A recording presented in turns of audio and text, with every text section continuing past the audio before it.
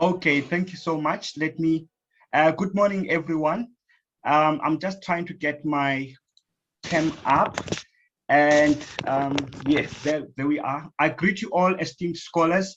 My name is King Costa from the Global Center for Academic Research in Johannesburg. And it looks like I'm not able to share the screen, but okay, there it is online. Let me just talk about it. Okay, that's fine.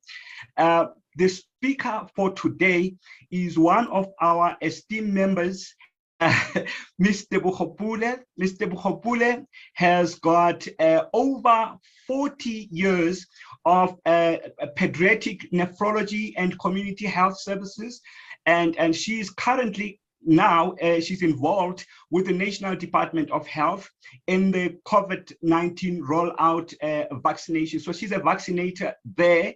And we, ladies and gentlemen, I must tell you that just like everywhere in the world, we are hit by Delta once more, and it's ravaging our country. And Tebogo is one of those that are at the forefront of helping the fight against the pandemic that is actually destroying every day. We just lost our esteemed professors, and one of them we just buried him in the past week. So it is a real life situation, and she is sitting there at the forefront, joining other people who are fighting for to save the people of South Africa.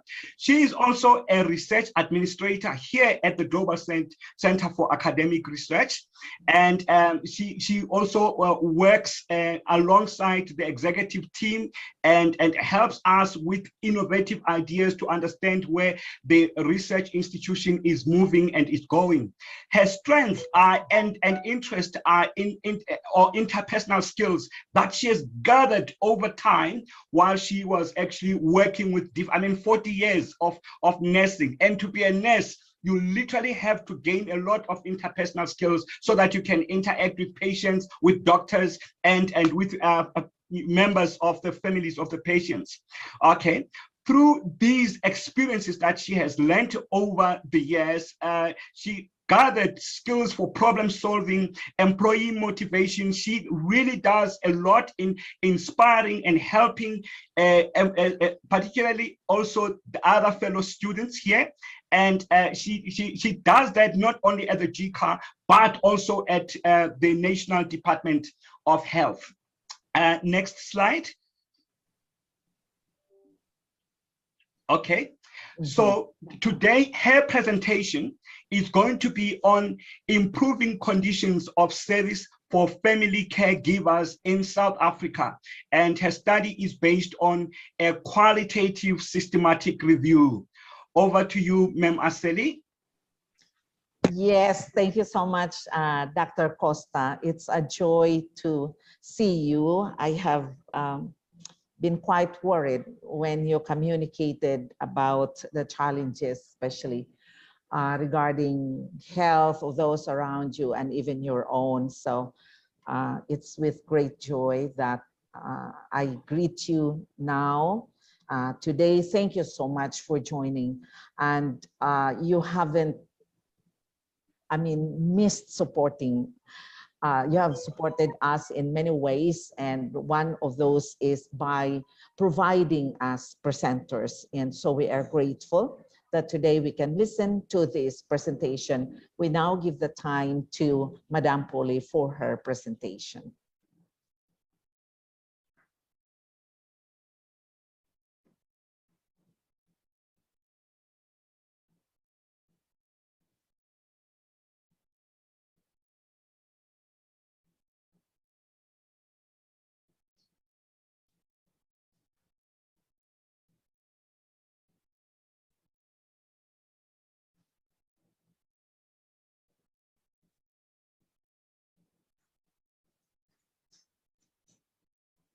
Madame Pule, you are trying to project your screen.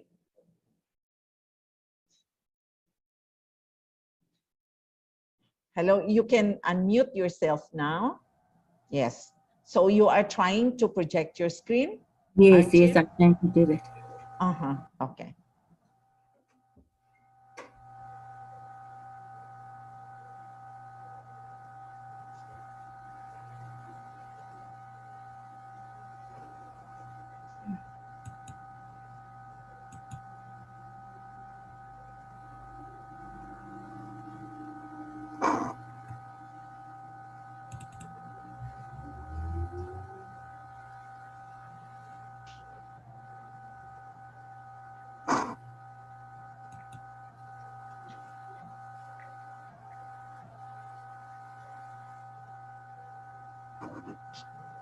Can you please use, yes, that's very nice. Yeah.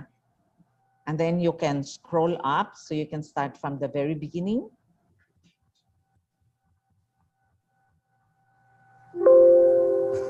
Good, my greetings, because here it's morning, I know it's afternoon there. Greetings to everyone, and thank you, Professor Costa, for the wonderful introduction. I would also like to thank Professor Aseli, Dr. Dolph, and Dr. David for this wonderful opportunity to present in such a prestigious platform.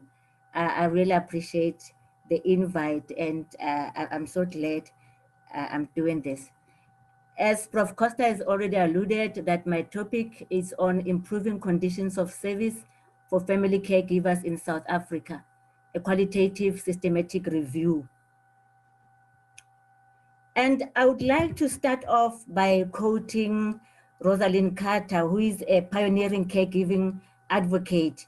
A passion comes from a lifetime dedicated to understanding the emotional, physical, and financial challenges that accompany caring for a loved one. More so because she went through that herself when she was at age 12, when she had to look after her father, who was diagnosed with leukemia. And this is a quote that I found from one of her articles. There are 4 kinds of people in the world: those who have been caregivers, those who currently are caregivers, those who will be caregivers, and those who will need caregivers. So you can find yourself amongst the 4, but at one stage, at some stage or another, we all find ourselves in this situation. And it's a situation that nobody invites. It's just an opportunity that presents itself, and it depends on how, as it comes, it depends on how you receive or you take it.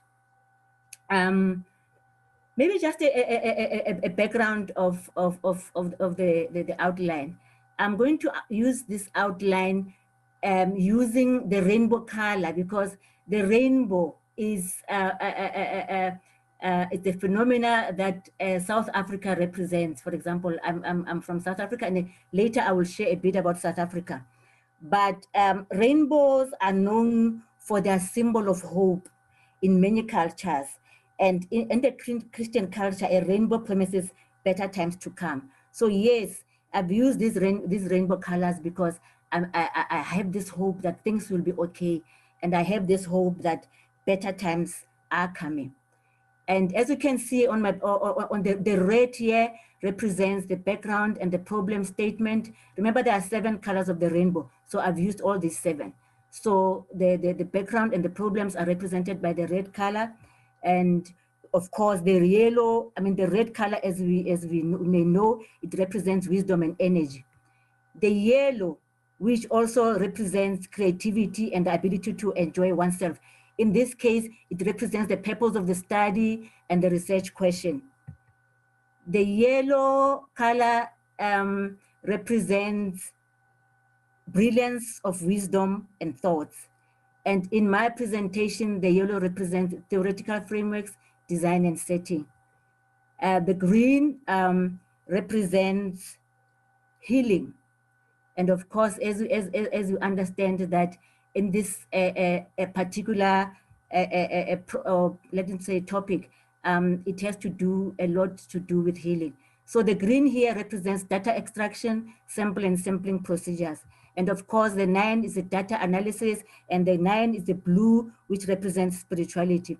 The next color is the indigo. Indigo represents a bridge between the conscious and the subconscious worlds.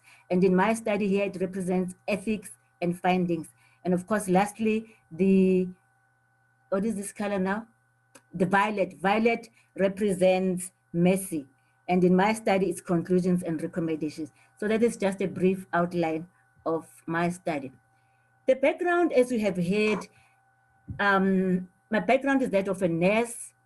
And having been a nurse for over 40 years, I was faced with a situation where an opportunity again presented itself where I had to become a family caregiver, which is different. Being a nurse is one thing, but being a family caregiver is another, because you are faced with a situation where you are all on your own. It's you, and if you have family who are there to help you, you are very blessed. But if you find yourself in a situation where you are the only one, round the clock, 24/7, 7 days a week, you know, every week, day in and day out, you have this person who was who suffered complications of stroke, and the condition worsened, and this was my husband, whom I watched disintegrate right in front of my eye, of my eyes. And I was there in that situation, and I had to cope, I had to deal with it, and I had to remember that, you know, this is home. I'm not in the hospital where you have shifts where somebody can come and take over and you go for lunch or go for two. This was a situation that family caregivers find themselves. And this is the opportunity that presented itself and actually propelled me to, I found a gap, and this gap propelled me to search deeper in this area that I had no clue before. Yes, in most cases, chronically ill patients, the disabled and old persons are discharged from healthcare facilities to their families who have inadequate knowledge and skill. They may not be familiar with the kind of care expected to provide, and yet they're expected to provide. The healthcare system does not provide continuity of care, especially to the family caregiver. When a patient gets discharged, is discharged. What happens at home, really, the healthcare system is not involved. The family caregiver is left to attend to the physical, the economical, the psychological needs of the patient with limited to no support from the healthcare system. This poses a huge challenge and increases the burden for the family caregiver, which ends up becoming unbearable to the point where the process is no longer a healthy or viable option for both the caregiver and the recipient. And the statement of the problem is, the aftercare needs of the patient may be so demanding that it results in the caregiver neglecting their own health and well-being, and therefore causing a deterioration to their own physical and mental health. And in some cases, in the studies, the family caregivers, because of this burden, they are the ones actually who die and leave the care recipient behind. Physical and psychological support from the health system is very limited and sometimes not available to the caregiver and their patient. Caregivers get very little help from healthcare professionals in managing their daily tasks and heeding to the demands of the patient. All the challenges arise from the fact that the family caregiver, according to Gruzdal et al., is counted upon but not accounted for, as their care was taken for granted, while their need to be seen and acknowledged by healthcare professionals was not met. What is the purpose of my study? The purpose of this study was to describe evidence-based interventions for improving family caregiving practice in South Africa. And the question is, the research question is, what factors are necessary to consider in creating an improvement of current conditions of family caregiving service in South Africa? And of course, as you have seen in my topic, this is a qualitative systematic review. And in qualitative systematic reviews, there's a particular way of asking a question. You know, there's a clearly defined, tight, and focused research that uses a number of methods. And I won't go through other methods because the one that I'm used to and the one that I used is the PICO framework. Now, this is PICO. It's an acronym that stands for P is the population or place, and place. The population in my case is the family caregivers. And the place or the setting in my case is South Africa. And the I stands for intervention. Now, in the studies that we've chosen, what has been, the question is, what has been working or what seemed to work? We're looking at evidence that works. We're looking at a solution that has not been tested. It can also mean an area of interest or exposure. And the C stands for comparator or comparison. In other words, we then compare it to the current situation that seems not to be working.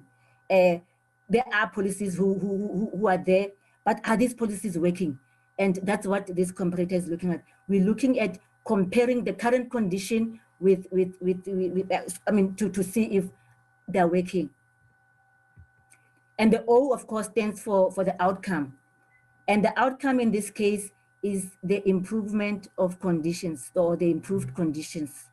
So in short, that's the research question using the PICO framework, which is a technique that is clearly focused and tight and well-defined. Now, going back to South Africa, which is my home of origin. You know, this is a very beautiful country. Its formal name is the Republic of South Africa. It has about 60 million population with 1.2 million square meter in size. We have a population of 51% females and 49% males. South Africa is the second largest economy in Africa after Nigeria. It attained its freedom in 1994 when the health reform started, and there were inclusive policies since 1994. We have 11 official languages in South Africa, and English is the medium of instruction in South Africa. We have 9 provinces. South Africa is located in the southern part of Africa, and it gets its name from its location, and one of the prominent countries in the sub-Saharan. We've got a very beautiful culture, a very rich culture in South Africa. The country, as I mentioned before, is referred to as the Rainbow Nation because of its diversity in people, in religions, and in cultures. It is made up of Africans, Caucasian, Indians, Asians, and the mixed race. And of course, our health organogram goes as such. We've got 4 tiers. We've got the national, the provincial, the district, and the sub-district. In the national, we have the Minister of Health with central hospitals and under the Ministry of Health. We've got the second tier as the provincial with a member of executive, and under the provincial, we've got the tertiary hospitals, the regional, the district, and the primary health care. We've got the district and sub-district. Now, what are the healthcare matters in South Africa?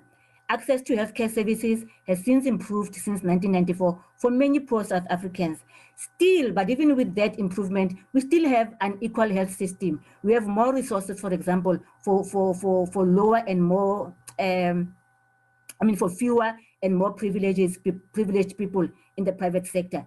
And we have less resources for the majority of uninsured people in the public sector. The primary healthcare is actually was re-engineered since 2016, and it's a nurse-driven place.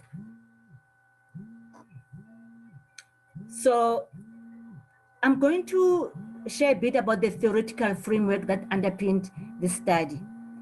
There are 3 groups. There are healthcare theories, there are study design theories, and of course there's ontology. So I'll start with the healthcare theories, and I've used 2 of these theories. The first one is the study, is the Margaret or the Newman's health as expanding consciousness. Now, this author here was also involved in a situation where she had to become a primary caregiver for her mother, who was diagnosed with a debilitating disease, and she was sick for 9 years. So she had to leave a college and look after her mother for 5 of those 9 years. And after looking after her mother when she passed, this is what propelled her to go back and study further, and she pursued a career in nursing. And it was in that career, it was in nursing, where she realized that there's a flaw in what the World Health Organization describes or defines as health, because the definition of health, according to WHO, is that health is a state of complete physical, emotional, and social well-being, and not merely the absence of disease. And what is being healthy, according to them, or in their view, was that it excludes having a disease. And Margaret Newman says there's a flaw in this. And what Margaret Newman what she says is that health is a unitary pattern of the whole, which translates that illness is part of health. It is merely a disruption in an individual's pattern, which makes it one's own pattern. She further alludes that health as an expansion of consciousness. Health together with illness are both the same. So there's nothing like, this concept that when you are healthy, there's no sickness. No, she brings us, us who follow this to the knowledge, to that consciousness, to that awareness, that when we accept that illness is part of the is part of the unitary pattern. Illness is part of us, and therefore when we accept that, we are able to deal with it, and we are able to accept, able to move, and are able to function beyond that. And she says removal of the pathology will not in itself change the pattern of the individual. She says if becoming ill is the only way an individual pattern is able to manifest itself, then that is the health of the patient or the individual. Now, the role of the family caregiver could then be interpreted as the external force that helps bring that awareness to the care recipient and help them through the process. And as they do that, they become conscious of their own pattern. Because remember, once they become part of this, once they become family caregivers, their own pattern is also disrupted. So as they look after this person, and as they have this assertion, as they have this consciousness, this awareness, it also brings them to their own pattern, and it actually alleviates stress and depression related to the disruption. So once the consciousness is expanded, the family caregiver is able to live fully, and thereby increasing efficiency and effectiveness in providing care for the incapacitated family member. And the next theory amongst the healthcare theories is the Hildegard or the Peplos interpersonal relations theory. This theory postulates that anxiety and growth are major concepts. And the author observed that patients and clients were failing to solve problems because of high levels of anxiety or tension due to frustration and conflict within them. So the interpersonal relations between the family caregiver and the care recipient is established as soon as the care recipient becomes incapacitated and requires additional support. Now, this framework or this theory provides a framework that helps the caregiver to facilitate care in the best way possible. Now, both of these theories, both the Newman and the Peplos theories, are useful in providing support and care to family caregivers who look after relatives with any chronic illness, disability, old age, or child illness. The common feature of both theories is the interpersonal relationship between the family caregiver and the care recipient. These theories, both of them, they move the family caregiver and the care recipient from that low point where there's burden and stress and frustration, where they are helpless and hopeless to make decisions. And it moves them to a point of inner growth where they are able to tap on the power that is within them as they move to higher levels of consciousness and freedom. The study design theories. I've already mentioned the PICO framework in my question, but the PRISMA, which is preferred reporting items for systematic review, I'm going to deal with it and I'll discuss it in detail in the section on research and reporting strategy. The philosophical assumptions. The ontological position of this study was framed on the interpretivist epistemology following Saunders' research annual, using deductive reasoning. Interpretivism believes in multiple perspectives of research participants, including that of the research who becomes the tool, who becomes the research instrument. And the inductive approach or reasoning is more commonly used in qualitative research. In this approach, the observations are a starting point of the researcher, and patterns are looked for in the data. The methods. Research designs are a scientific way of thinking. This is according to Nithling and Esterlin. They say designs reflect a general scientific way of thinking about research inquiry, with implicit or explicit evocation of the purpose of the inquiry, how the inquiry will unfold, methods chosen, and justifications for such pathways. And Kuma says a research design is a plan or structure and strategy of investigation so conceived as to obtain answers to your research questions or problems. Creswell says research design is the overall plan for connecting the conceptual research problems to the pertinent and achievable empirical research. It is an inquiry which provides specific direction for procedures in research.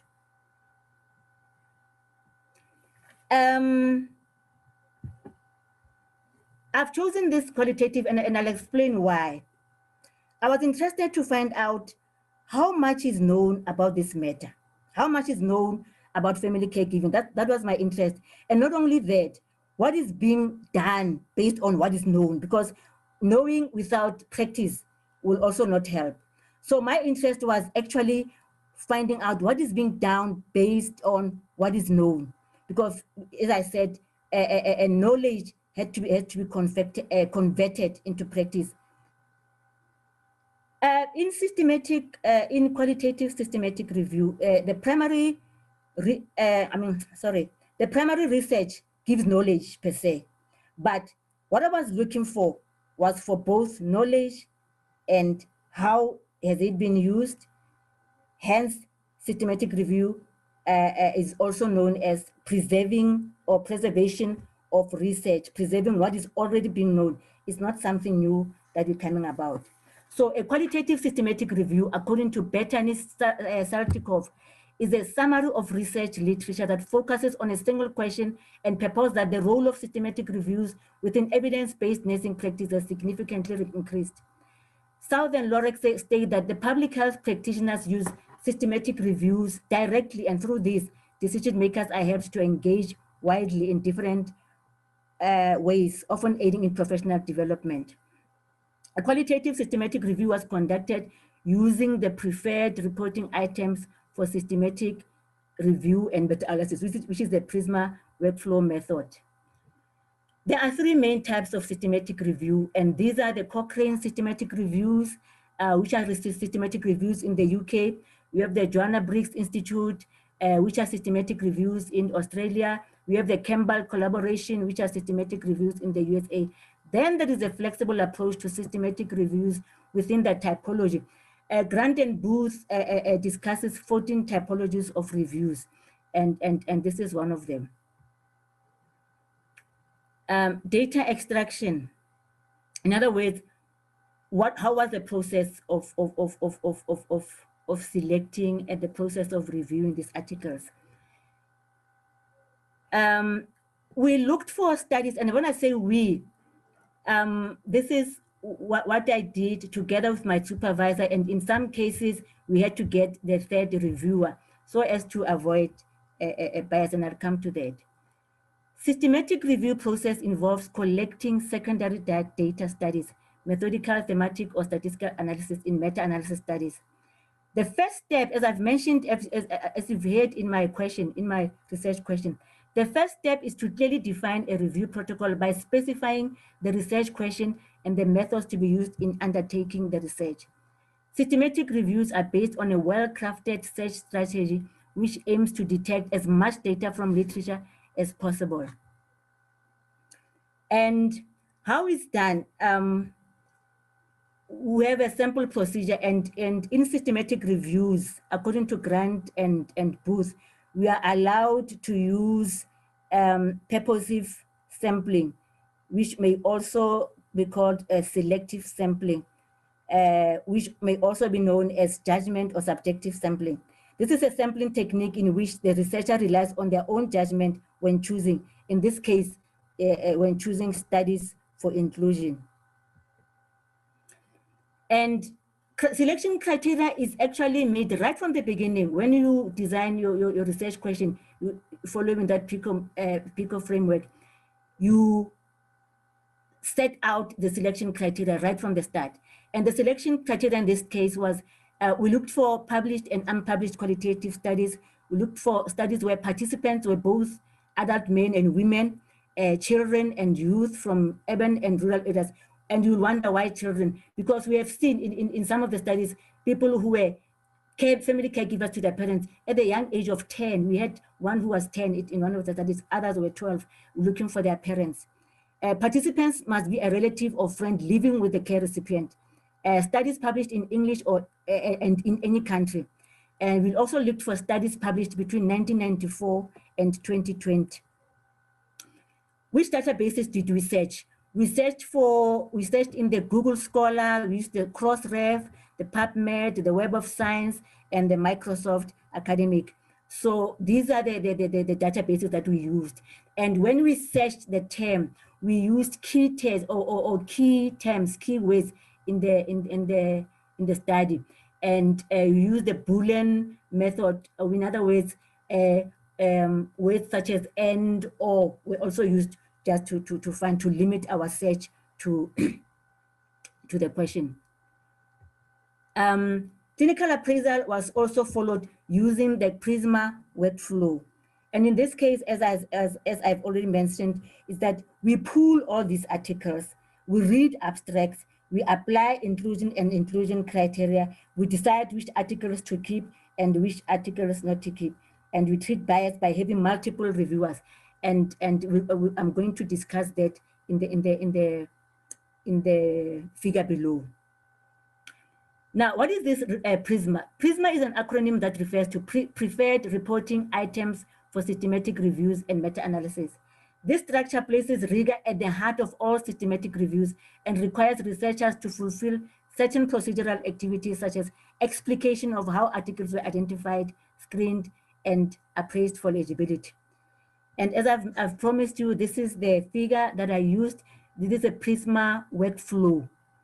And it shows us that, it has 4 components: the identification process, the screening, the eligibility of studies, and the included studies. Now, when we did the studies, we came across 1,810 studies as we were searching those databases, as I've mentioned. And there were no additional records identified through other sources. So then we had to go through a process of finding duplicates. And when we did that, 32 articles were duplicates, and we removed them. And after removing them, we were left with 1,778. Now, these 1,778 were the articles that were, excuse me, can I vote?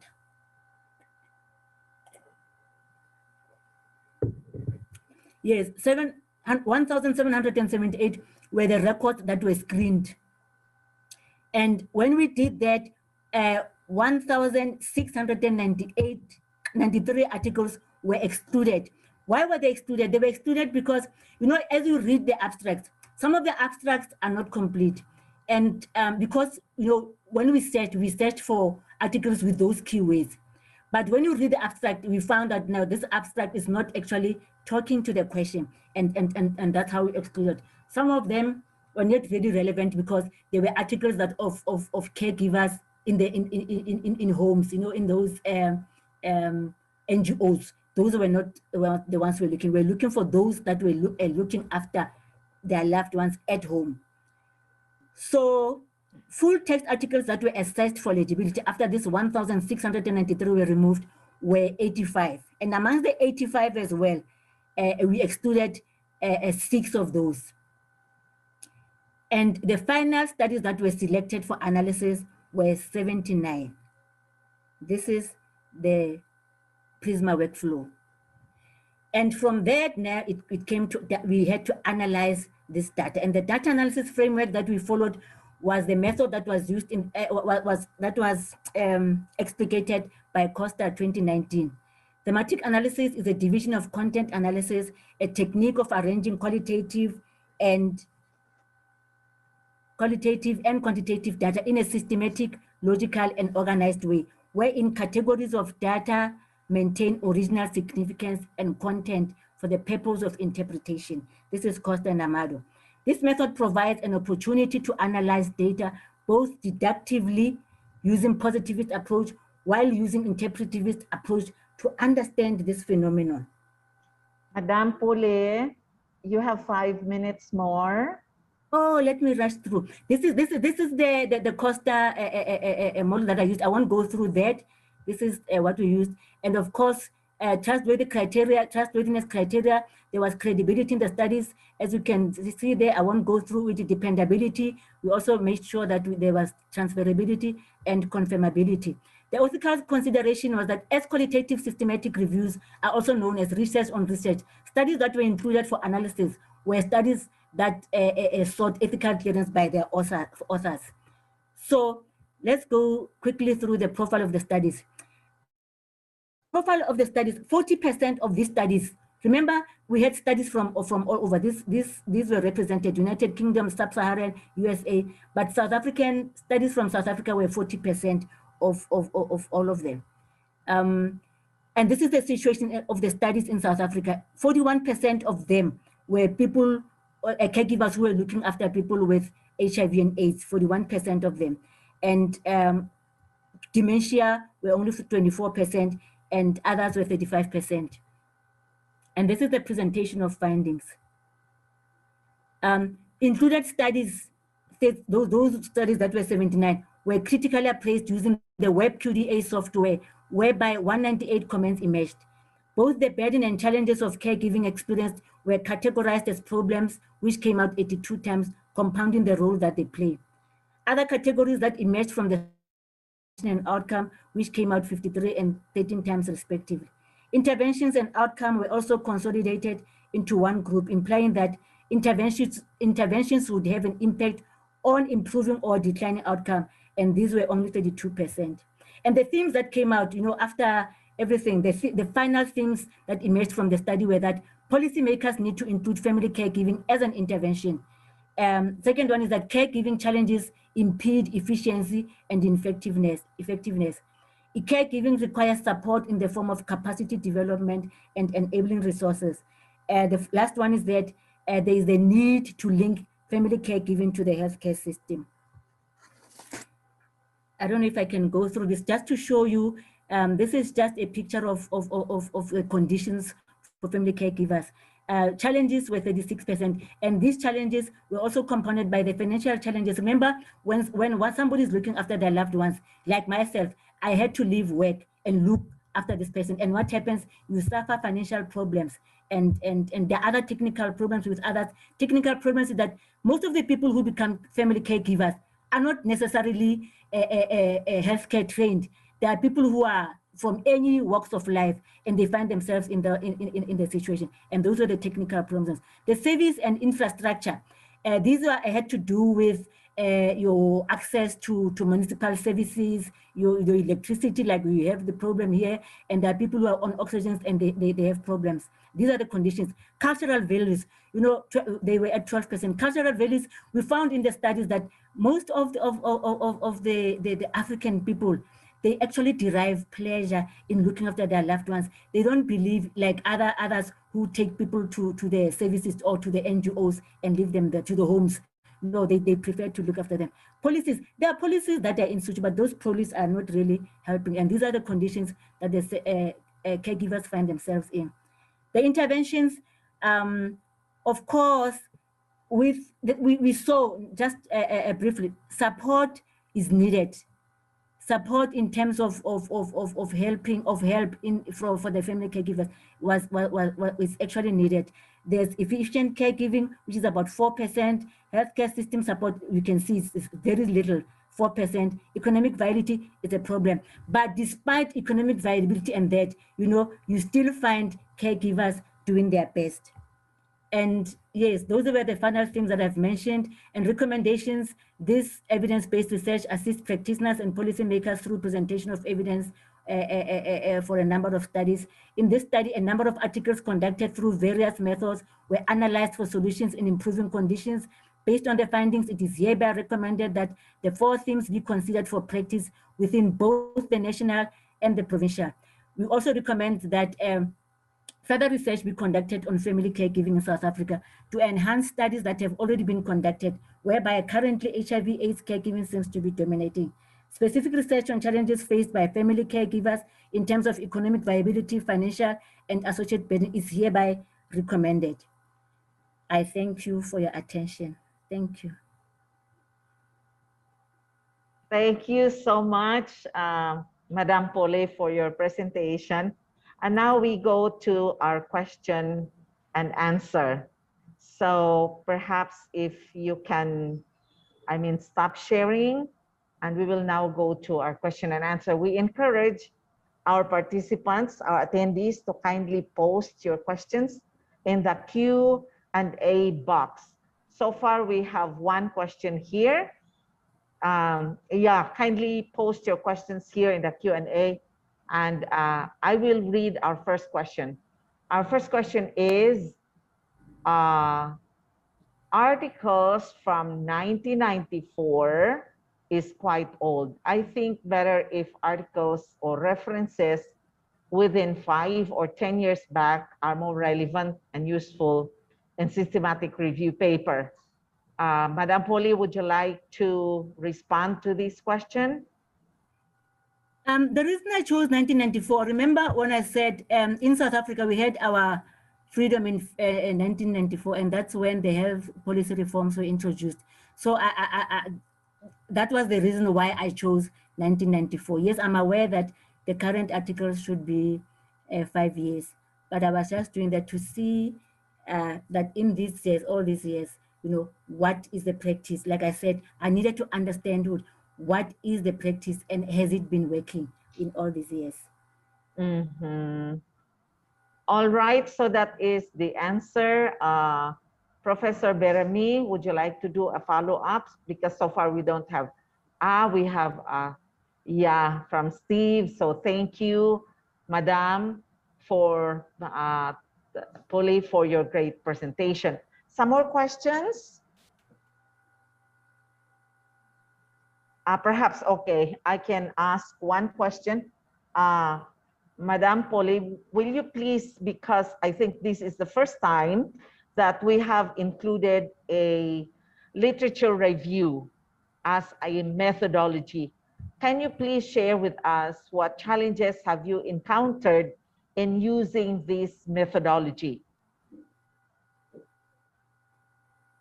The challenges that I encountered was to go through all those articles. As I mentioned, when I was doing the search, coming up against 1,810 was, in fact, for me, because it was the first time I was doing this, it was like overwhelming. And I thought, my goodness, how am I going to do this?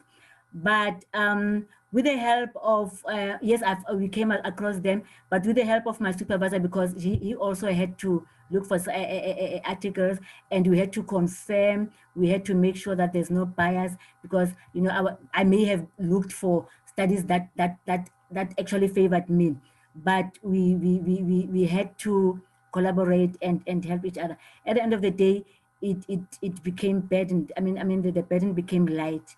And because we also used the web QDA data analysis, that also made our lives very easy using that software. Thank you. There's a question here from one of our panelists. You know, when you're a panelist, you cannot access the Q&A box. So I will give the time to Ranjith. Ranjith, kindly ask your question. Go ahead, please. Oh, well, thank you, ma'am, for your wonderful presentation. My question is that while you are presenting about the reviews, you mentioned that you use one of the 14 type of reviews that you used it. And how is it different from the reviews that we usually use for meta-synthesis?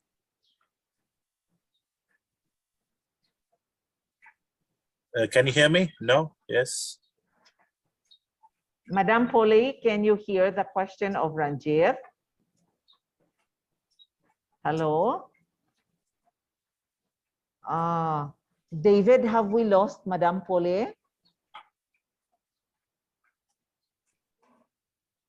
Hello, David.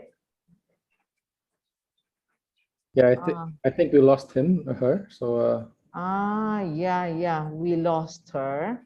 Okay. Okay. She's gone. Okay. Yeah, I think I would like to respond to that, Ranjith. Yes, ma'am. I'll respond to your question on meta synthesis. Okay. Usually, what I know with, for example, I'm citing now Efron and Ravid 2019. She said that for qualitative research, prefer using the meta synthesis. So that's my response to your question. Hello, I'm sorry, I'm back. I was Yes. Good, good. Here's one question. So go ahead, Ranjit, please ask your question. Okay, once again, thank you, ma'am, for your presentation. During a presentation about the systematic review, you mentioned Yes. that you use one among the 14 types of systematic reviews. Now, I just would like to know how is it different or how is it unique from the usual metasynthesis, systematic reviews in metasynthesis? Okay. How is a method of review different from meta? Metasynthesis has to do with quantitative studies, and I didn't actually get to metasynthesis. I actually focused on the qualitative part of the study, and these are the studies that I looked at, qualitative. So metasynthesis has to do with quantity, which I did not get to. Is it okay if I follow up? Yes, please. I'm just kind of confused since you mentioned it's quantitative. Then what makes it different from meta-analysis? What makes what? Because yeah, since you mentioned metasynthesis is for quantitative, then what is meta-analysis? Because I thought meta-analysis is for quantitative.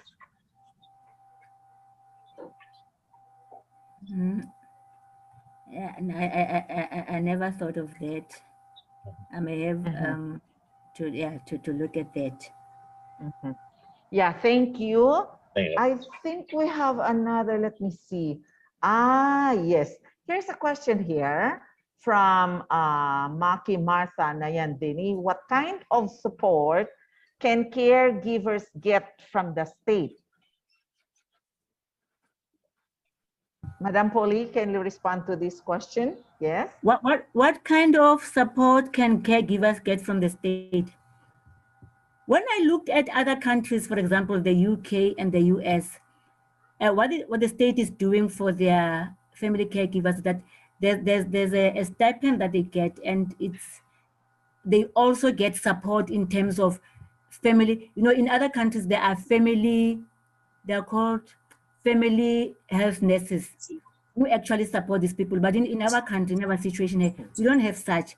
And this is a gap that I also realized, that if you could have nurses who are dedicated to family caregiving or to family health care, for example, they could be dedicated to this. I don't know if that will help, but this is what I thought, that if you had people, for example, in my case, I realized that I was on my own and nobody cares what happens at home. So if you could have such nurses coming to the homes and actually training, because there's lack of training, these people get thrown into this situation with no technical skills whatsoever. So if we could have people that could come and help these people in terms of technical skills like that, training, capacity, that could actually help. And stipend, of course, is another one, because most of them, they are hit hard by the finances. Yeah, thank you. Let me ask one more question. I would like to ask Madame Polly if you can tell us, after doing your study, which is very substantive, and you have found many recommendations that should be done in terms of policy, in terms of practice, how have you disseminated your findings so that those recommendations that should be done can be done? What I did is, as I said, to policy makers, I've disseminated this to the National Department of Health. Whether they do something about it is another thing. So it's a question of following up with them. But these are the recommendations that I submitted to the National Department of Health. Very good. At national and provincial level. Wow, that's very important, because when we do research, especially with this scope that you have had, I think it's important that it should have some kind of impact on the society. So thank you for doing that. All right, so thank you, David. So I will now Okay, project my screen here. So we are done with the presentation and we are done with the question and answer. And so now it is our great honor to present to Madame Pule this certificate of recognition. This is proudly given to Tebogo Pule for her valuable service as a resource speaker on the topic improving conditions of service for family caregivers in South Africa, a qualitative systematic review during the AQRA virtual conference 5.15 on July 22, 2021. And this certificate is signed by our AQRA officers. So congratulations, Madam, and thank you so much for gracing, yes, for gracing this AQRA virtual event. This is the last, but of course, surely you are not the least among the presenters. We are very honored that you can share, the findings of your study, because whether you are in South Africa or you are in Asia, I think we share several cultural values, as you said, that is to care for our loved ones, who are dismissed in the hospital but still need medical care. And so I believe that many of us resonate with your findings. So thank you so much. And thank you. we pray, yes, we pray that your findings will have an impact in your country specifically. So this time, I would like to call on Dr. Laura Anar. She is from Bukidnon State University and one of the colleagues of Miss Alugar, our presenter today, and she is going to give the introduction for Miss Alugar. Dr. Anar, it's your time now. Good day, everyone. I'm honored. Actually, Ma'am Arcely, I'm still a candidate. I'm not yet a full-fledged doctorate degree holder. So, but I hope I will get it within this year. Yeah, you are almost there. Yeah, and you have been our, what is this, panelist in many of our trainings, and I'm confident you can. Thank you, ma'am. Okay, I'm honored.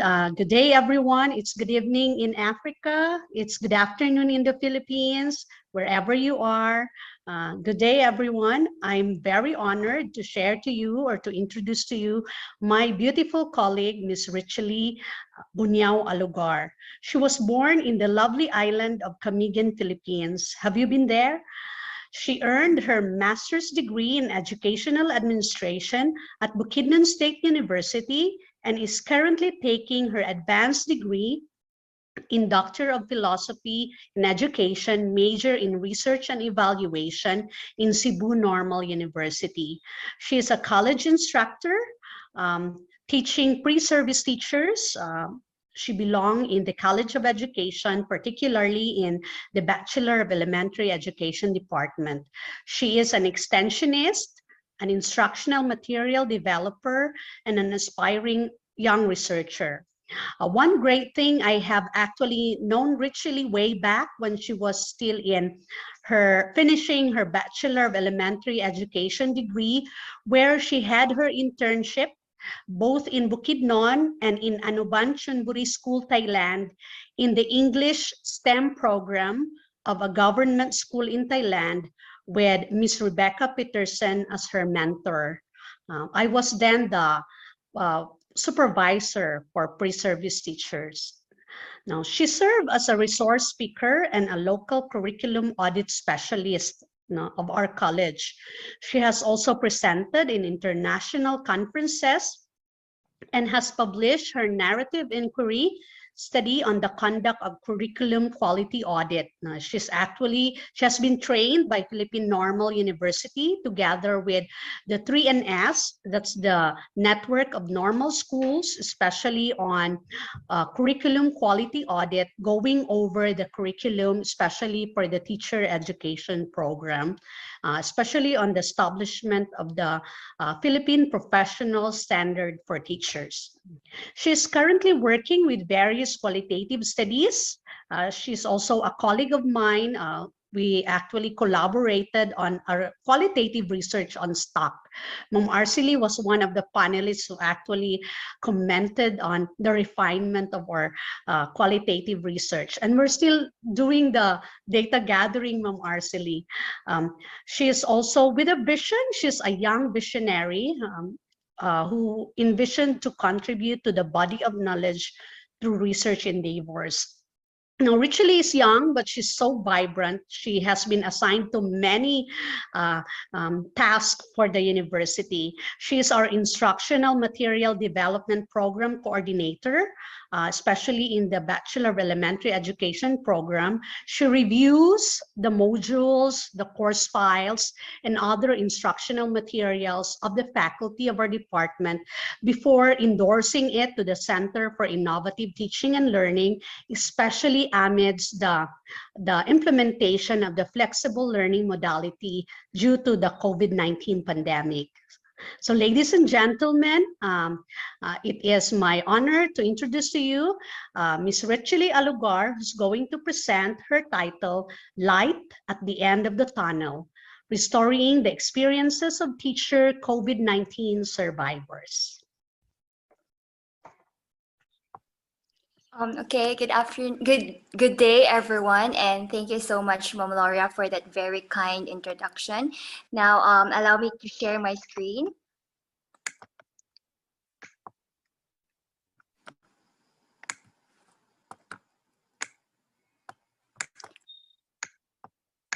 Dr. Arcely, I wish to have a feedback if my screen is visible now. Yes, I can see it. Yes, good. Okay. So again, good day to the entire AQRA community, and I am very glad to be part of the last event for this series.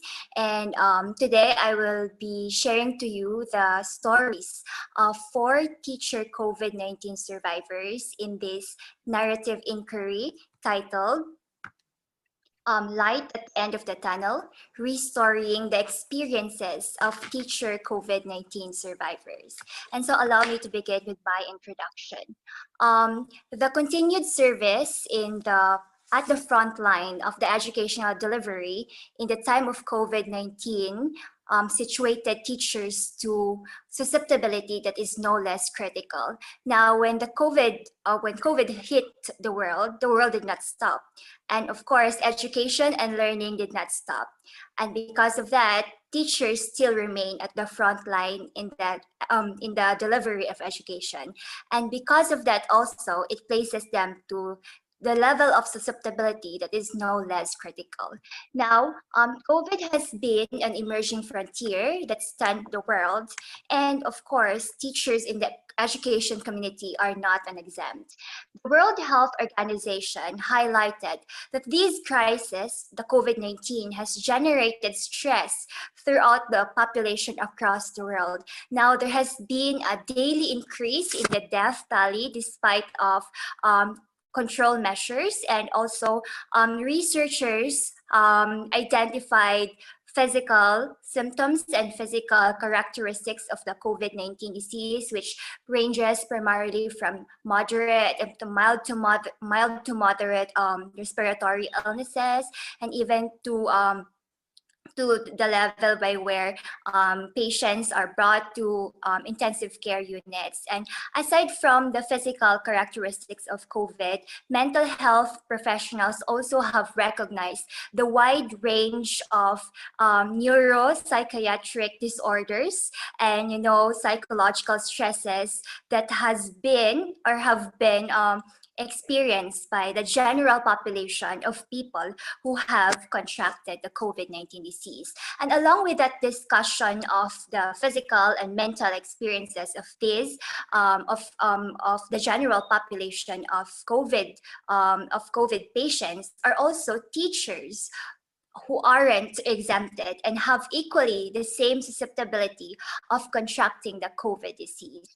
And so with that, I think you would agree with me that, and you yourself or those who are educators have observed it, that resultantly it has led to severe restrictions of free movement.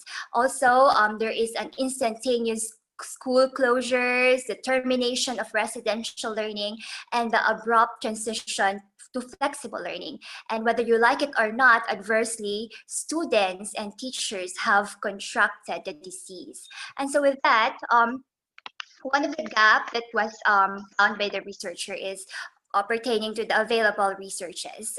What has been done so far? Many available researches or imperative studies and reports are on data, particularly on clinical practices, epidemiological risk, and other pathophysiology studies performed in a biomedical paradigm.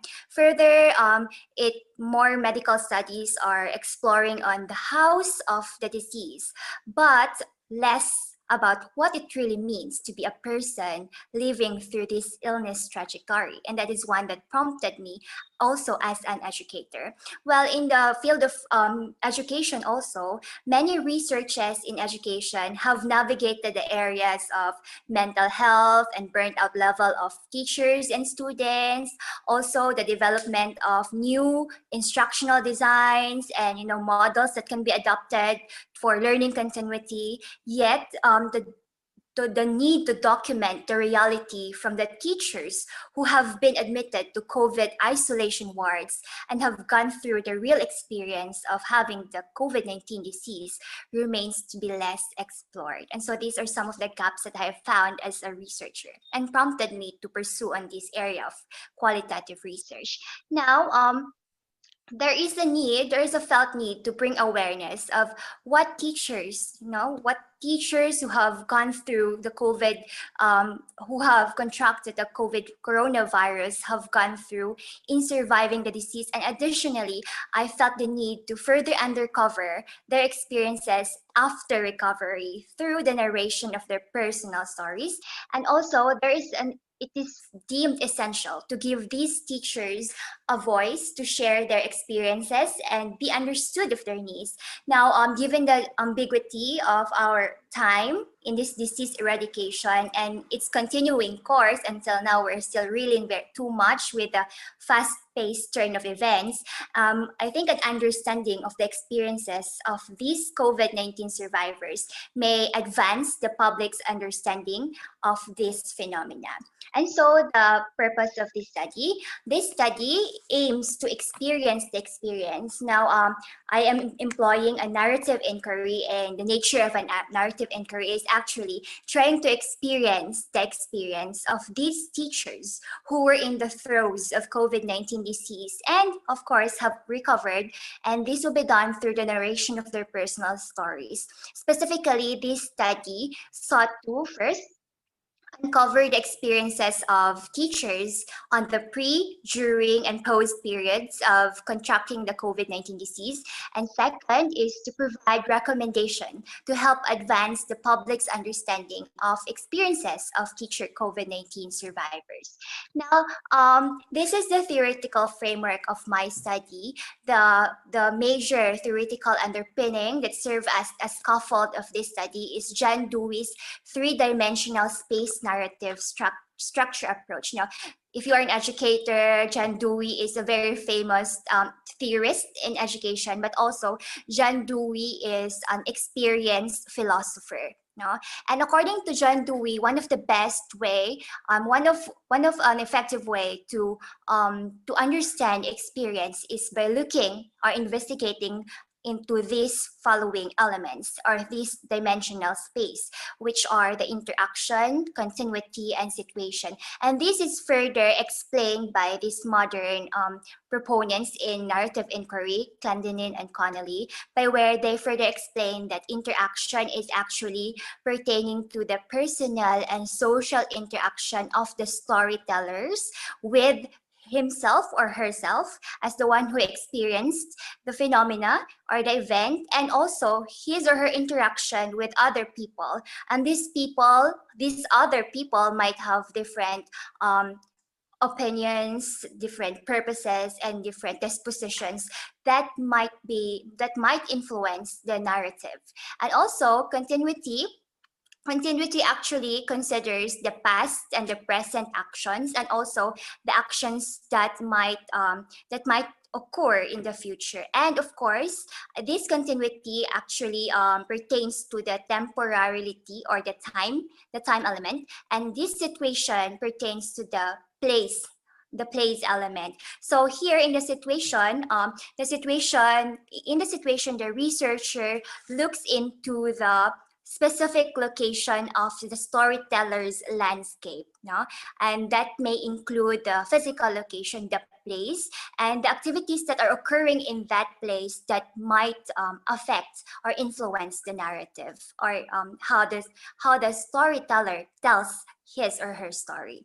Now, let's go to the methodology. In this study, I employed the use of a narrative inquiry. It's very important to understand your research design, since everything all the decision making and all the other parts will primarily anchor on your research design, like your data analysis, the way you gather your data and the way you analyze your data must be done in the lens of your research design. And so for my study, I employed the use of narrative inquiry. And in the narrative inquiry, Clendenin and Connolly described this research design as a design which studies experience as understood narratively. And also here we use narratives to understand social patterns. And here we have to take note that the stories from the participants and the stories created by the researchers from information they gather from the participants are the heart of a narrative inquiry. Remember that these stories that the participants share aren't really life as lived, but this is how they represent the experience itself. And so as researcher, we also have to take note on that. And also here, since I as a researcher wanted to reveal the participants' voice by uncovering meaning through their oral accounts of their experiences, narrative inquiry is deemed suitable for the purpose of my study. Now let's go to the research setting. The research is actually conducted in the province of Bukidnon, Mindanao, Philippines. And when the COVID-19 pandemic hit Bukidnon, that was in March 2020. And so with that, schools and educational institutions has to pursue their learning continuity plans, and different mechanisms have been done by schools. There has been the implementation of flexible learning, and in the basic education, specifically in depth ed, the teachers are creating modules. They go to the community to bring modules. And so that might also be one thing that has to be considered with teachers contracting the disease. Now, also, this is conducted both in public and private school, and basic education and higher education. So my participants are coming from these different kinds of institutions.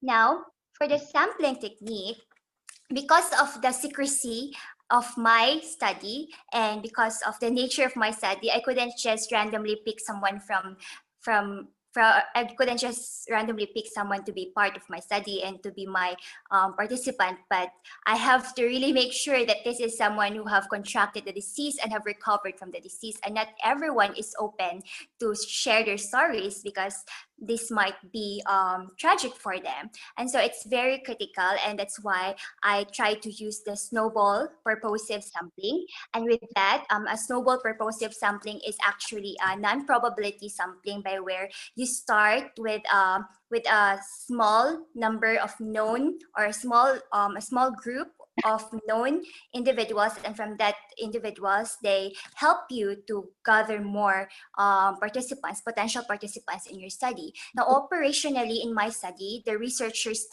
started with one informant whom I personally know, and with that informant actually served as a gatekeeper. Now, in research, we have this what we call gatekeeper. Gatekeepers are actually individuals who have knowledge and who are instrumental in gaining more access to potential participants, to other more potential participants. So I also seek the help of a gatekeeper because of the secrecy of the case. Now, this is how it happened. It starts primarily with one, and then he invited the others, the rest. And also, for my what's it? I made sure that I followed inclusion criteria. He or she is a teacher in either public or private school, basic or higher education, whether he or she is a full-time or in part-time basis, including industrial arts or vocational teachers performing supervisory or administrative functions in the school, and he or she was officially diagnosed as COVID positive patient and has printed copy of a certificate of quarantine completion. So I had to really check that they are officially diagnosed and they have this certificate of quarantine completion to make sure that they are already in the recovery process. And then also, he or she may be contacted using mobile cellular phone, especially that I had to go with augmented procedures of data gathering. And also, he or she is willing to participate. This is one of the most important inclusion criteria. He or she is willing to participate. And now for the instrument, because this is a qualitative research and my primary data collection is through interview. Of course, I, as the researcher, is a primary instrument, and I am guided with the use of, or I was assisted with the use of an interview guide or protocol and an open-ended questionnaire. And these were all submitted to research ethics for also further approval. Now, for data collection, I basically conducted a series of interview. These interviews were done either in person manner or augmented interviews using digital means. And one of my participants chose to do it in face-to-face, and the three others wanted to do it online. Now, these interviews were semi-structured, and I tried to make sure that it is conversational in manner so that they would feel at ease to just share their narratives. And also, each interview lasted for 45 to 60 minutes, but there were other small interviews that happened after that to follow up on what has been shared with the previous interviews. Now, also open-ended questions were done in generating written stories. The participants were required to complete an open-ended statement or questionnaires. Also, I had to make sure that I follow proper protocol. I provided electronic and or printed informed consent forms, and I assured them that the information they have shared will be kept confidential. These were locked in my file, and I'm the only one who has access on it. And also, to increase credibility of my study, I had to do member checking by also giving the results back to them and allowing them to read it and comment whether they would agree on it or not. Now, this is how I did the data analysis. Remember that in your data gathering and analysis, it should be done in the lens of your research design. And so with that, the stories, narratives, metaphors, and conversational interview notes were the units of analysis in this study. And so I tried to use the Polkinghorne's chronological organization. Later, I will show you in the presentation of results how this chronological organization was done. But basically, I tried to adopt the Polkinghorne's chronological organization, and it tries to or it tries to present in a chronological way the series of events. Now, I want to just take note on this and emphasize on this that analysis of narratives it differs from narrative mode of analysis. And in my study, I tried to really do the narrative mode of analysis. And this is a method of implanting the data in which we would analyze the narrative data that consists of actions, events, and happenings in order to produce coherent stories. Later on, you will see how these coherent stories, what I mean with these coherent stories. But basically, in the narrative mode of analysis, your focus is not just coming up with themes, but you have to also make sure that they are presented in a cohesive manner, and they are telling the story. Now, these are the specific steps. First is the organization and preparation of the data by objective transcription. And also, second, obtaining a general sense of information by looking on patterns and significant statements. And then also, the coding process was done. That was done manually. I did not use in vivo or web QDA. And also, after coding process, there were different layers of coding, and I tried to come up then with categories, but these categories were in experience statements, which I will share later on. And the last one is, of course, the representation of the story. Now, to establish the rigor and trustworthiness, I tried to follow the suggestion of Lincoln and Guba, which is to establish the credibility, transferability, dependability, and confirmability of my study. I make sure that I use triangulation by conducting multiple interviews, such as one interview, and also by the use of two methods, which is the written narratives and the semi-structured interview. Also, to increase the credibility, I had to make sure that I do member checking. And also for dependability, I tried to make sure that this is free from my own emotional biases, as I listened to some emotional narratives. So I did reflexive journaling from time to time. And also to make sure that I established transferability, there were thick descriptions of vignettes that I presented in the actual paper. Now, ethical consideration, I made sure that this is approved by an accredited ethics review board, and yes, that gained approval from the board. And also all ethical guidelines on Data Privacy Act were established, and I, as a researcher, I tried to explain all the details and the objectives of the study. Informed consent forms were provided, research participants were oriented of their rights, and also I made sure that there is in no way the participants' name and their schools will be revealed in the writing of their paper, and all their data were kept with utmost confidentiality. And there were, this is a restoring, so the characters are very important. Now, just like a normal story that you will hear, there will always be characters. And so in that, to maintain that element of our story, I had to make sure that I use pseudonyms or code names. And also, the participants were assured on the presence of, on the availability of counseling services if they need, but no request was done so far, and no request for a guidance counselor was done. Now here, I'll try to go to the snapshot. Like what I've mentioned, it's very important to, in a story, one of the elements of a story is really the characters. And so in my paper, if you try to read it, I have a part where I really give an idea on the setup by giving a snapshot of who the characters are, because who they are and their characteristics really would try to let us understand of the narratives that they have to say. Like, for example, for Mark, he is a 32-year-old teacher and a father of 4, and he was tested COVID-19 positive together with 6 other teachers in their school.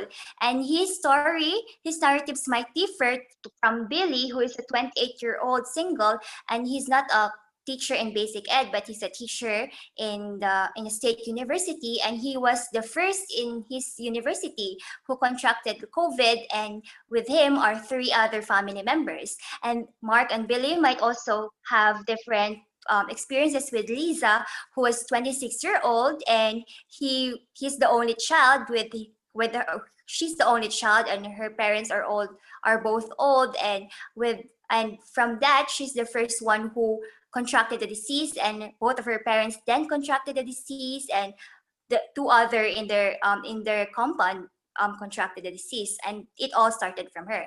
And that might also differ from the narratives that Hannah, who is a married woman and who contracted the disease from her husband.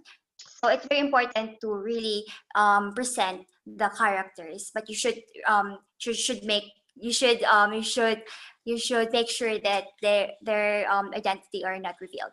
Now, because this is a restorying and this is a narrative story, I did not just, the way I presented my result is in the form of a told story. Because basically, as a researcher, we are just representing the story that is told to us. And so I titled my result as the told story. And here, the themes developed were formatted to create a literary chronological sense, since the fluidity of events is the heart of narrative inquiry. Now, in the attempt of telling their stories, the themes were arranged in the pre, during, and post-COVID-19 periods of the participants' experiences. And the chronological idea, the idea that to arrange these in a chronological manner, actually helps situate the various topics shared into a cohesive narrative story. And 8 themes were generated, and these themes, because I wanted to be as pure as possible. No, I wrote it in the form of experience statements that capture the commonalities shared by the participants. So there are 3 clusters of themes: the pre, during, and post-COVID anecdotes. Now I will be sharing this to you. If you try to remember the theoretical framework I had earlier, I tried to bank on the 3 dimensions as suggested by John Dewey, and these dimensions are continuity, interaction, and situation. If you could see orange here, this would reflect the dimension of continuity, the fluidity of the events, what happens pre, during, and post-COVID. And also, the orange one reflects the interaction with herself or himself and with other people, which are then you can see this in the pink. Is it pink? In peach color boxes, and these are the experience statements, which is: I brought them to such faith on guilt, anxiety, and shame. I felt unsecured on fraud, information, and disclosure. It's not just the virus, it's also the people, on relationship and sociality. Am I a dangerous person? On stigmas and discrimination, and also the situation, which tries to portray the place and what happened and how it tries to reveal the kind of place and how the place affect the narrative, is this one. I was caught shock on skepticisms and disbelief. I will, if I can, on teaching and being a teacher, and the days seem very long on temporality and pace. Now, there's still one pala. I'm sorry. Now, let's dig into the different different category or the themes that I was able to generate. The first is on the pre-COVID-19 anecdotes, where the first statement is really on their skepticisms and disbelief. And it was presented in this statement: I was caught shocked.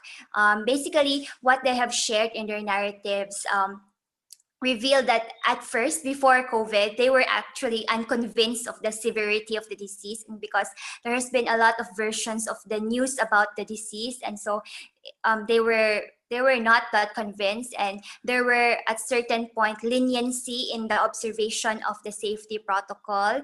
And so statements like, I was very confident, I actually did not believe about COVID. And so me and my friends, we were just so relaxed. I remember there was a time we planned for a colleague's wedding, and unconsciously we were not fully wearing our masks.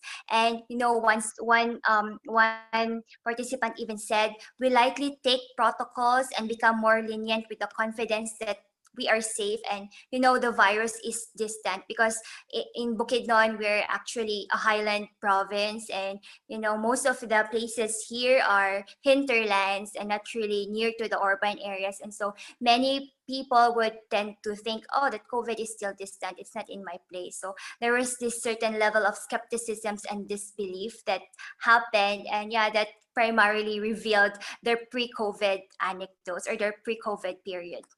Second, during COVID disease anecdotes, I have, I think, 4 themes on that. And the first one is actually guilt and shame is one of the huge toll that describes their experience. And the first theme is I brought them to such faith on guilt, anxiety, and shame, because there has been different kinds of guilt that they feel. The guilt of having infected others and potentially infecting other more members of their school or their family.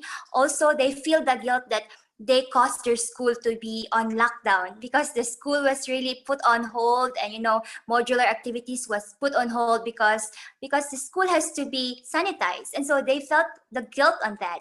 And also anxiety over so many thoughts, like their friends asking them not to be declared in the contract tracing because their friend is having a wedding, and if he will be contact traced, he will be put in quarantine. So anxieties over things like that really also brought them guilt and shame, and also anxieties over the fear of the future as a family member, and also with the different roles they have to play.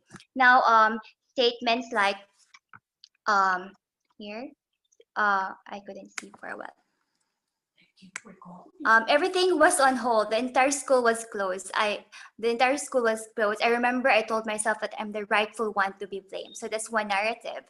Now, the second theme in the during COVID period is I felt unsecured, and that is on fraud, information, and disclosure. This is very alarming because disclosure of identity really have invited different forms of stigma, and so when people know that this person has COVID, it invited stigmas and discrimination. And one of the participants said that when the information exploded that few teachers from my school tested positive, our photos were shared in the group chat of other schools. And there was even one time when I and my colleagues who got COVID were the topic in the conversation in a certain Facebook group. So because of fraud, because of disclosure, that invited this form of stigmas. And also this one participant said that there were so many misinformation. I was still fighting my battle, but just to know that people outside already declared that I'm positive, and if it's likened to a court trial, it's like declaring someone guilty without due process. So they felt they're unsecured. Then that's on fraud, information, and disclosure. Now, another theme that came out is this reflect actually the time. How is the time and the place revealed with this situation? They were isolated in isolation facilities, and according to them, it was the dullest of all dull, and it was a dull isolation, and all actions are just repetitive. And I would like to specifically quote this participant who said that it was the longest 14 days of my life because basically he's just waiting for the day to end. And so one of my participants said even that the actions are repetitive. I just eat, drink medicine, and scroll the screen, and sleep, and eat again. So that was a dull isolation. So it tried to really reveal what happens to them in that place. So, but also the long hours of waiting spent in an uncomfortable and strange environment did not only invite feelings of extreme loneliness, but also open their eyes towards the realization that COVID-19 is real. Like one participant said that I was able to really witness a colleague whose child died. And the one participant who was in the hospital said that I can see dead bodies wrapped, and that opened my eyes that, oh, the virus is really real. And this is one realization they had with the if you could remember the first theme, which is they are skeptics at first. Now, and the fourth one is on teaching and being a teacher. This is actually very unique because this is the theme that reveals them being a teacher, and it was revealed that it can be even understood by the statement, "I will if I can." So the quarantine period actually brought them certain degree of restriction, but their desire to continue working remains strong. No, they still continue being a teacher. They still continue. They still want to deliver instruction, and so technology has provided them platform to be able to continue service delivery, but the lack thereof also restricted them at certain point. Now here are some narratives like one participant said, "We were immobile because our laptops weren't with us, yet I still continue communicating with the students through my cell phone. If I just have my laptop with me, I would really perform because time is being wasted and I'm physically able to do it. I'm strong as a Carabao," especially that this participant is asymptomatic. Now, Can we have 2 minutes more? okay, yeah, Yes. okay, Doc. And these are some other more narratives, and I think I'll just skip on that, and I'll just show you how I did my the other parts to also let you see how how narrative inquiry is presented. Now, I'll just skip on this. After the presentation of the told story or the result, the next part in other kinds of researches is supposed to be a conclusion, but I'm not concluding something here. I'm trying to restory. No? So that is why in my paper you would see a part on the summary, and that is the epilogue, where I tried to really restory what I have just presented in the result. The told story was restored again in the form of a summary, and that's the epilogue. And I will just focus on this part wherein I try to explain why it's light at the end of the tunnel. So in certain part of my epilogue, I said here, undeniably a blend of traumatic and plots comprise the stories these survivors have to tell.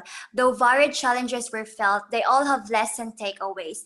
The realization of moving forward and living a purpose life armed with the lessons they learned serve as starting points to hope towards becoming better versions of themselves, both as person and as professional. The hope of starting new ventures, finding themselves and treading new beginning, the desires of serving as role models in the drive towards the disease eradication, and the quest to continue their walk with each step fortified with lessons of what matters most in life are common threads that serve as their light at the end of the tunnel. And I have various recommendations here. I think I'll just read very fast. One here is one recommendation is to provide a stronger and improved school local implementation and monitoring mechanism of safety protocols. Also, routine evaluation by mental health professionals may be considered to be part of treatment, and also provision of guidance services like stress and trauma debriefing, not just for the survivors, but for the entire community. And also, school administrators may consider employing more capacitating initiatives, and also school organizations may tap on these teacher COVID-19 survivors to provide testimonies with the aim of countering the skepticisms and disbelief of other members of the society. And I think I will end by sharing you these quotes. It's the role of narrative to bridge the gap between philosophy as abstract theory, ideas in the ether, and life as lived on the ground. Thank you, and I wish I shed a little light on that on that phenomenon. Thank you again. Thank you so much. I think that applause that we heard is for all of us. Thank you, Ms. Alugar, and this is now time for us for a question and answer. So to all our audience, kindly post your questions here in the Q&A box. So we have several questions here, and I will read these 4 questions, and then after that, 2 of my colleagues here among our panelists have also sent me a private message that they would like to ask a question. Okay, so our first question is from an anonymous attendee. All right, so the other one has gone up now. Thank you, Ms. Alugar, for this very timely topic, the reality of the teaching experience during the COVID-19 pandemic. My question is, what prompts you to utilize narrative inquiry as the research design instead of phenomenology design? Okay. For that, I tried a phenomenological study already, and as I tried to venture in this topic, I decided to explore it in the purest form I could. And in phenomenology, I used the last one I had is I used the interpretive phenomenology, and with that I tried to really wanted to explore it and focus just really on what the stories they have to tell and the plot of their story. I don't want to try to exhaust description of a certain phenomena. I just want to focus on the plots and the series of events that really prompted me to venture on narrative inquiry instead of phenomenology. Thank you. The other question is, I think you have partly answered this, but you may add some more if you like. How is the process in narrative inquiry different from phenomenology? Can we also use personal stories of participants in phenomenology? Okay. That's a very interesting question because in qualitative research, the designs are actually overlapping. Now, even case studies and grounded theory and phenomenology and narrative inquiries at certain point overlaps. And so in narrative in phenomenology, it's very methodological. No, it's much methodological compared to narrative inquiry, and narrative inquiry is much simplistic and it's much pragmatic. And so in phenomenology, you have to understand and provide exhaustive description to come up with the essence of the phenomenology, and that also requires the use of narratives. But in narrative inquiry, you don't need phenomenology in narrative inquiry. You are just focusing on and relying and giving premium on the plots and the fluidity of the events, the pre, the post, the pre, the during, the post, and yeah, it's less methodological compared to phenomenology. If I got it right, and I also learned that from AQRA. I think one commonality between phenomenology and narrative inquiry is specifically on the framework that you used. You used one element there in your theoretical framework is interaction, for example, and you have the personal and you have the social. In both Mostakas and Van Manen's frameworks, there are also elements on relationality. The term both of them used is relationality. That is, how is the phenomenon experienced in terms of the relationship of self with the phenomenon, the relationship with others. So that is relationality. Do we use the term interaction? You notice that? And also, you also have situation, which refers to place and space, right? And Mostakas and Van Manen also have these elements.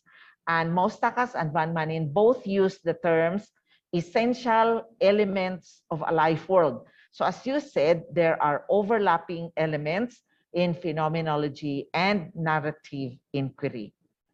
One point I think is that in narrative inquiry, which you may want to explore, is that narrative inquiry is fit when you want to discover identity. In this case, it can be personal identity. And you mentioned actually some of your themes talk about personal identity on being a teacher. Yeah, that is an identity, a professional identity. So both personal and professional identity. Thank you. Our next question is from Armando Hisoan Jr. May I ask if during the transcription of the interview, do the participants have the opportunity to validate how reliable are themes generated? Okay. Okay, thank you for that question. I think I have shared that earlier in my rigor and trustworthiness that one strategy I had to establish is on confirmability. And so as much as possible, I tried to reach out again my participants, though some of them weren't able to return their comments back. But yes, I returned to them the themes and even the entire paper so that they can validate on it. And so that is what we call member checking. Very nice. And you did very well. You mentioned that you returned the transcript of the interview. That is one level of member checking. Another is you share with your participants the themes that are generated. That's a higher level, another level of a member check. So we encourage returning the transcript and also sharing the themes. But of course, we cannot do that with all types of participants in this case, because the participants were teachers, then that was possible. I'm referring to sharing the themes, okay? So thank you. At this point, I would like to, okay, let me read this one. How did you encourage your participants to be part of your study? From Maria Lourdes Tan, thank you. Actually, that is one of the area where I had difficulty. That is the difficult part. Inviting participants, just because I have mentioned a while ago that the case that I'm trying to, this phenomena or this event is secretive in manner and not everyone wants to share. And so I actually used the gatekeeper technique, and because gatekeepers are much related to their friends who are, COVID positive also. So they help me invite and they help me encourage other more members of the population. Thank you so much. I will now call on Carol. Kindly ask your question. Let's try to make this brief. We can have like 2 minutes and then we'll proceed to the next part. Carol, go ahead, please. Yes, thank you for your good presentation on narrative inquiry. That's a very good study that you have done. I just have at least 2 questions to ask you. The first one is, since you had only 4 participants, as you have said, so how did you reach your thematic saturation? I'm anticipating that question. Well, one characteristic of qualitative studies are small samples, and specifically in qualitative study, we can even deal with a single participant. Like in case study, we have single case study. Now, in my research, which is a narrative inquiry, I tried to really look into certain studies that were already published and how many participants they have in their study, and I came up with. I have some samples with 3 or 4, and I wish to really go beyond that and go beyond 5, but I was able to only invite 4, and with that I had to decide myself as the researcher that I would delimit my study with 4 participants. And with that, I think I did not really look into data saturation in coming up with the themes, because my concern is not on portraying or revealing exhaustive descriptions, but my purpose is just to narrate and just to focus on the plot. And so if I did it right, I did not really bank on saturation, ma'am. Okay, Carol, to your next question. Okay, my next question is, Why did you use in-depth interview instead of narrative interview? Um, if I'm right with this, no, narrative interview, in-depth interviews are, in narrative interviewing, I think you can also do in-depth interviews. Narrative interviewing is the lens of how you do the interview, but the kind of interview is in depth because you're trying to because you're trying to really understand it, and and interviews are your primary instrument, so it should be quality interview and in-depth interview, but in a narrative lens or in a narrative way. Uh-huh. I think you can help us, Miss Alugar. I think Carol wants to know, like, so you used in-depth interview, which is like the general term that we are using. Mm-hmm. And you said narrative interview is a lens, which is really correct. So I think what Carol wants to ask you is, so what kind of framework did you use to get the narratives? There are so far, I can remember now, Carol, I don't know if you're referring to the examples given by Nigel King and colleagues, where they gave 3 types of interviewing, narrative interviewing. So which framework did you use to do your in-depth interview? Um, with that, I'm sorry, but I couldn't really name a title or name a framework. But before I conducted the narrative interviewing, I tried to read literatures about how narrative interviewing is done, and it told me that in a narrative interview, you don't normally ask a lot because you are trying to have them just speak their narrative. So I just gave a general statement in starting it, like, I'm very interested in what you have to say, and how and what was it, how did the experience is all about. So I started with a general statement, prompting them to narrate, and I think that's the correct way of starting the narrative interview. But for title or the name of the framework, I'm sorry, I wasn't able to establish on that. Uh-huh. Yeah, for the sake of our audience, you may want to get that book by Nigel King. That's I'm recalling the name of the book now, but it's about different types of interviews. And for narrative interview, we have, what I can remember now is free association narrative interview. We have also, I cannot remember now, but it is BNIM, like bio narrative interviewing. And then the other one is the McAdams life model, McAdams life model, something like that. So we are saying that in narrative interviewing, there are frameworks. But yes, you can frame also your questions in a way that can generate the data that you want, just like what Ms. Alugar did. Now, I want to give, this is now, I'm sorry, we have another question here, but we are running short of time. We have Dr. Frialis. Kindly give your question now. Hello, good evening, everyone. Congratulations, Ms. Ritchelee, for your presentation. I have learned a lot now from the sharing, although I also would like to be clarified on some issues, I mean, on some aspects of the presentation. I also come across with various narrative studies in the past, and this is the first time I have encountered the different like structure on how data were processed and how data were actually analyzed. Well, we in most qualitative research, we always start with the issue, with the phenomenon, and how we deal the phenomenon. It varies depending on our decision, what paradigm we're going to use.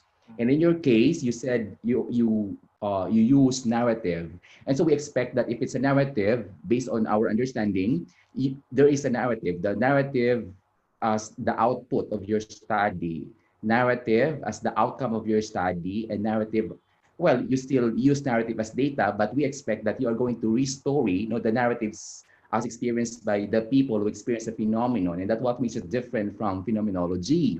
But okay, to make it short, I have observed in your presentation that you know, you have lumped the themes.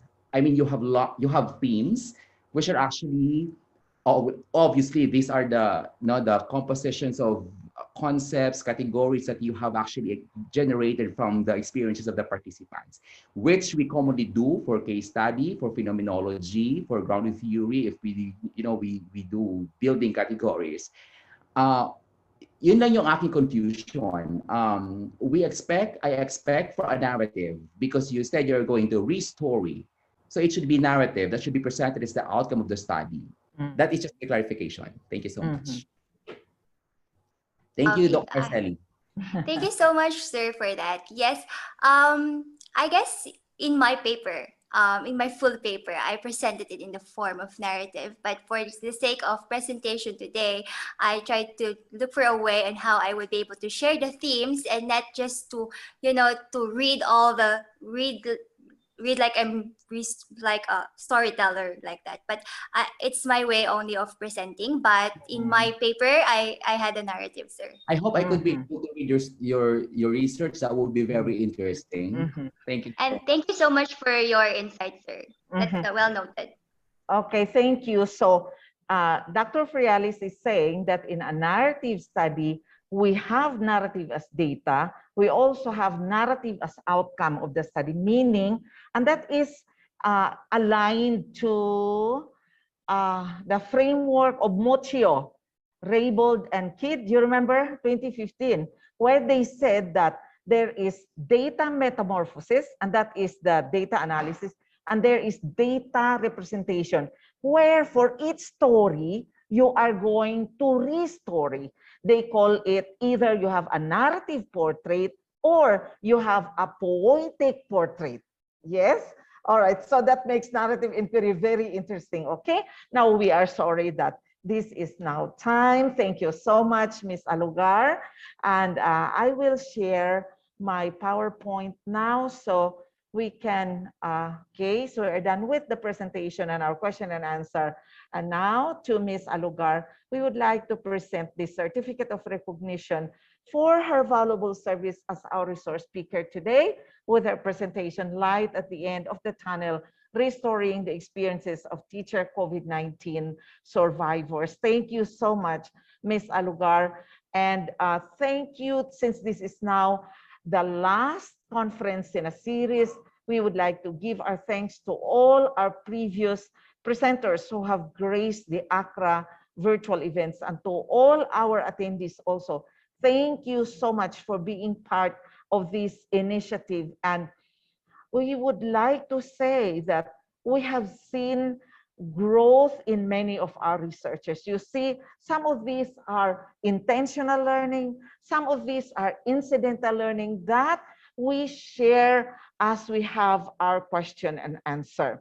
So Ms. Alugar, our heartfelt thanks to you.